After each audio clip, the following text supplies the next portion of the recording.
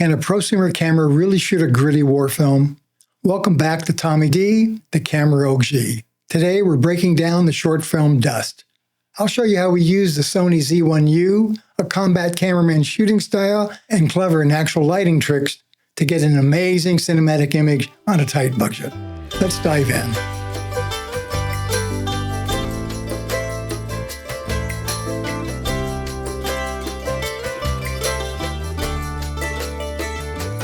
I keep talking about the prosumer type video equipment and how the digital technology has gotten to the point that even the relatively cheap cameras can take amazing pictures, that you're not really giving up picture quality just because it's a cheap camera. There are certainly elements of more expensive cameras that you don't get, but it doesn't mean you can't do a good job with a relatively inexpensive camera. When the first HDV cameras came out, and actually HDV was designed as the consumer HD format. It has kind of changed since then, but it really was so amazing quality-wise that instantly people started playing with these relatively inexpensive cameras and using them professionally. And again, it's just so amazing how, with such little cost, how amazing these cameras are in terms of quality and whatnot. So I had a student that had talked to me about a film that he wanted to make, and we spent a year off and on talking about visual styles and stuff, and he would just like to get my input. And he actually wasn't in any of my classes and whatnot. He was a screenwriter here, and he didn't really take production classes, but he was very interested about the visuals and actually understanding the visuals to help with his writing, especially since he wanted to make this on a budget and he didn't want to include things that would be too difficult to shoot. And so we talked on and off for about a year, and then he graduated and didn't see him for a while. I get a phone call from him, and the script's done. He's gotten the money to make this short film, and he came to me to, again, just to talk about visuals again and whatnot. In the conversation, he jokingly said, well, you know so much about this project. It'd be so great if you could shoot this. And, he didn't have really any money to pay for a cameraman. But, we talked about it, and I proposed something to him. I said, listen, if you shoot this on this new HDV format, I'll shoot it for you. And he just said, done. He didn't even know what I was talking about. But the fact that I'd shoot it for him, whatever format I wanted to shoot on, he was happy with. Now, I threw this out to him because you can get cameras to play with and to test and get a sense of what they can do. But nothing is like taking a camera into production. And this new format, it was just getting off the ground, and I was very intrigued by it, and I was very intrigued by the quality of it, but I wanted to really see how it worked in production. And so by him agreeing to shoot in this format, I got a chance to work with this system professionally and in situations that I no longer had control over. So I was very, very excited, and of course ran out and got a camera and started shooting tests and whatnot. So the camera I picked was the Sony Z1U, which was their first HDV camera. And similar to the HVX, the Panasonic, to the DVX in terms of kind of the way the camera was assembled, but it recorded in the HDV format. So we spent a lot more time talking now to hone in how we were going to shoot this film. And this was a small war film, and nothing's more difficult to do a war film because people relate to war films, big budgets and a lot of money for effects and whatnot. And to cut back on that suddenly really cheapens it. It's like, don't do a cheap war film, go do a cheap something else. But this was about an incident during the Iraqi War, and more about an intimate portrayal of this group of soldiers.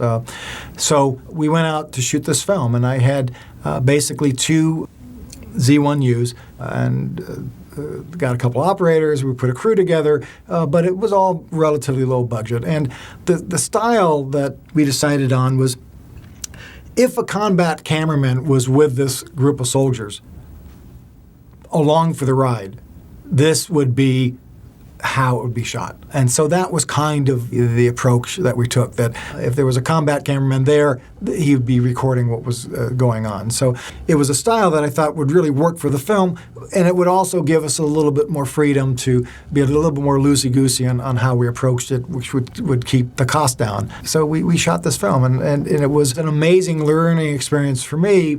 Bottom line, when it was all said and done, I was absolutely flabbergasted with this new format, this $5,000-$6,000 camera turning out this type of image. So I was going to talk to you about Dust, and I didn't have the DVD with me, and so now I will actually talk you through Dust. But if you kind of see a change of wardrobe, again, magic of Hollywood. Sorry about that. Dust, again.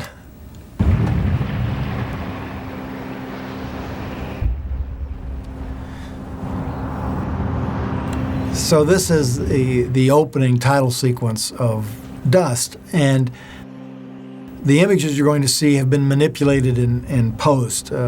We've crushed the blacks, we've changed the colors, but this kind of shows you kind of a variety of some of the shots and some of the things you can do. Again, shot with that HDV, the Sony camera, that was just so much fun to work with. Not a whole lot of fun being in the desert and the heat and whatnot, but I was just so amazed at the quality of the image that we could get when we were shooting.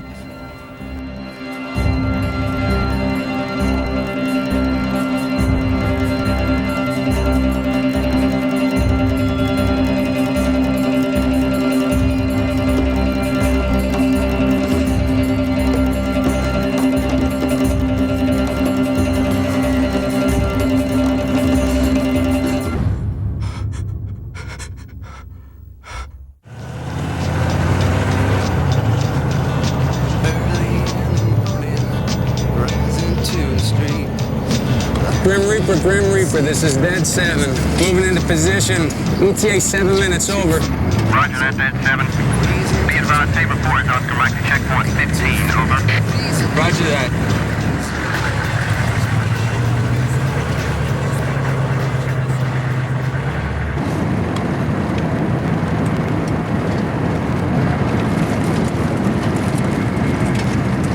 What about a walrus? What about a walrus? Well, I think they can piss backwards. What the fuck? Oh, did you just become some kind of a walrus expert? You happen to know how they piss off the top of your head? No, I'm just saying, that's all. Mills, you jackass. How the hell do you know, Fox? Well, I happen to know that a walrus has an enormous pecker, Mills. That sucker's like 2 pounds, okay?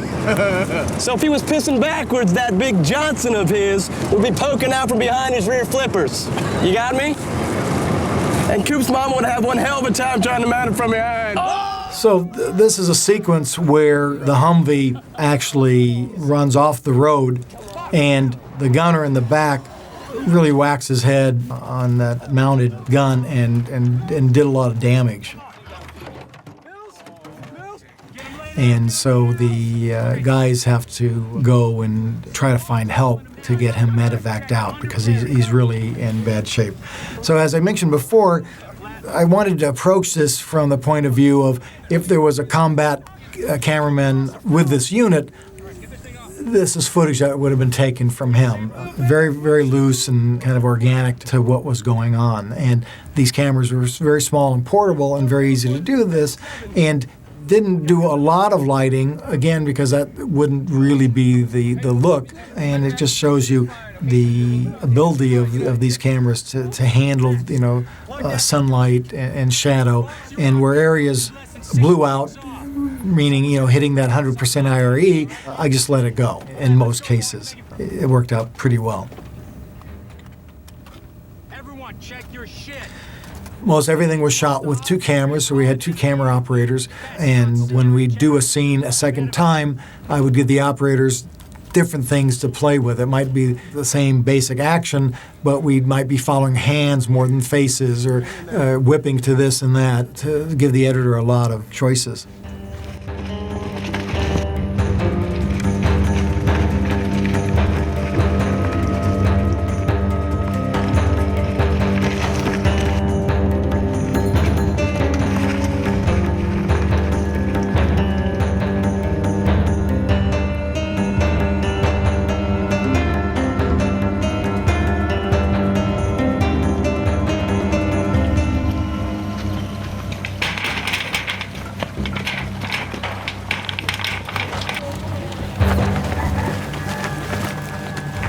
Now, this is a village actually that wasn't built for the film. It was kind of a standing Iraqi set out in Valencia, which is outside of L.A., and it's been dressed for many different films, and it worked out pretty well. Of course, art department came in and dressed it out for us, otherwise it would just be blank walls.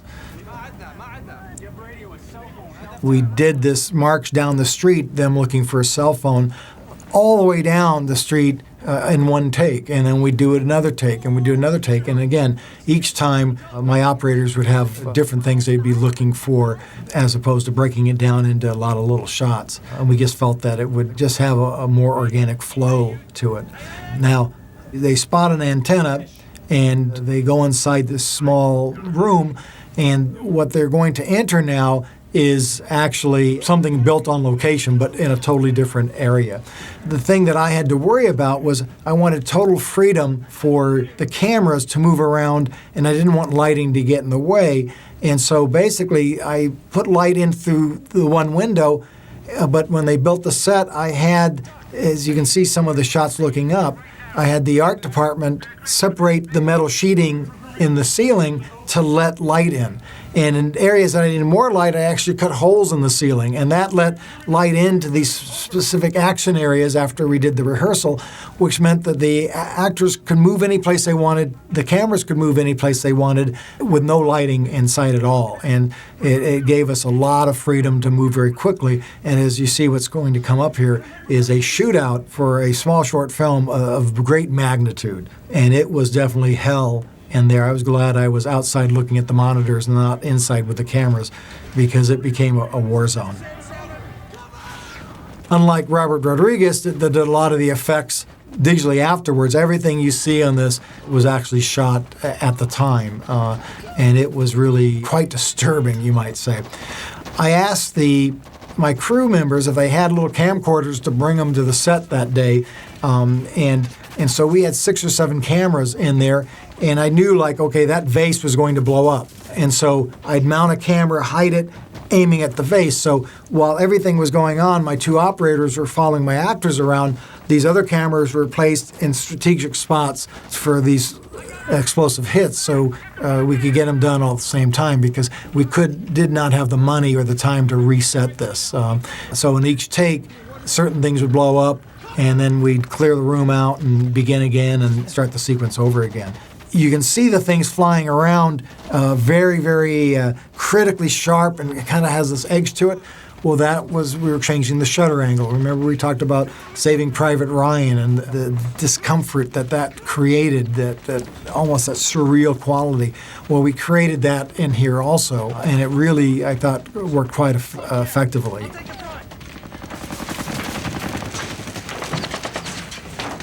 We used an effects coordinator, a very good friend of mine, Gary D'Amico, who came in and wired the place for all the explosives and whatnot. This was a no-budget short film. Most of the money went into that room, and that's where, all this production value was. Now, they used smoke as a cover to get out, and smoke is the most difficult thing to work with outdoors, because you have a smoke machine and the wind blows in a certain direction. You put the smoke machine where you want it, and of course, once you roll camera, the wind changes direction and you're out of luck. And so I've done many shoots with smoke, and we actually had like 6 or 7 smoke machines placed all around, so no matter which way the wind blew, we'd get some smoke going through the scene. But it's always just so time-consuming.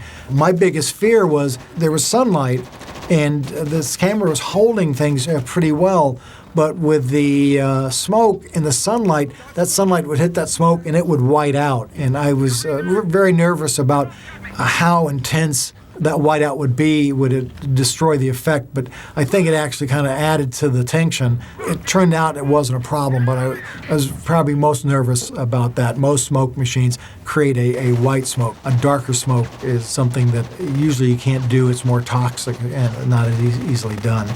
Amazingly enough, a lot of times my operators, with that little flip-out viewfinder, after the shot was over, said, I couldn't see anything. nothing came out. The smoke was too thick. It was too bright. It was too this, too that.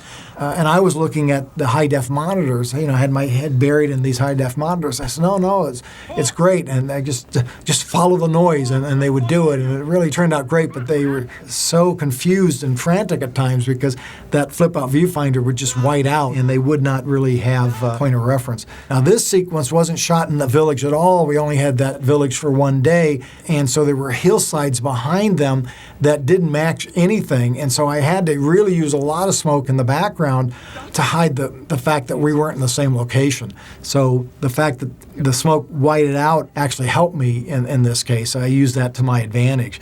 But if that smoke wasn't there, we're actually like in a 50s town, amazingly enough. It just was nothing like the rest of the stuff. It was really quite an amazing experience playing with these new cameras and really learning what can and cannot be done. You can test and test all you want, but actually going into production with something is the key. And as you can see, with a $5,000 camera, you can do amazing work. Look, if you're on a tight budget, don't shoot a war movie. Trust me, my gray hair, or what's left of it, didn't come from shooting romantic comedies. But if you do decide to go to battle, make sure you've got the OG in your corner. Smash that subscribe button, hit the bell, and I'll see you in the next frame. Now go out and make some magic. I'm Tommie D, and remember, be bold, be passionate, be awesome.